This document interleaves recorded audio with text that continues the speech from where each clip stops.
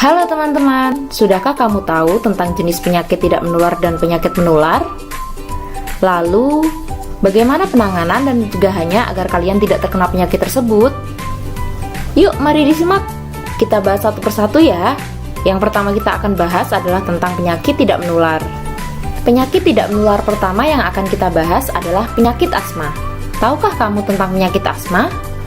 Asma disebabkan oleh reaksi berlebihan saluran nafas bila terkena debu, asap, udara dingin, virus, makanan, dan lain sebagainya. Penyakit ini ditandai dengan sesak nafas dan nafas berbunyi atau yang biasa disebut dengan bengek atau mengih. Ingat ya, asma tidak menular. Nah, cara mencegah serangan asma, yang pertama, hindari orang yang sedang batuk pilek. Yang kedua, hindari penyebab asma yang berbeda-beda pada setiap orang. Misalnya, asap, debu, bulu, makanan yang merangsang alergi, udara dingin, dan lain sebagainya. Penyakit tidak menular yang kedua adalah tentang epilepsi.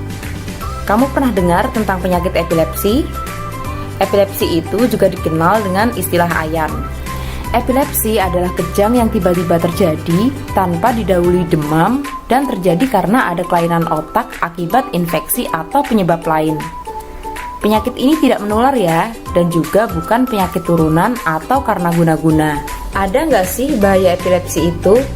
Tentu, bila kejang tiba-tiba terjadi di tempat yang berbahaya, misalnya di atas tangga, di dekat api, di dekat kaca atau cermin, di jalan raya, di dekat kolam, atau yang lainnya yang dapat membahayakan keselamatan diri.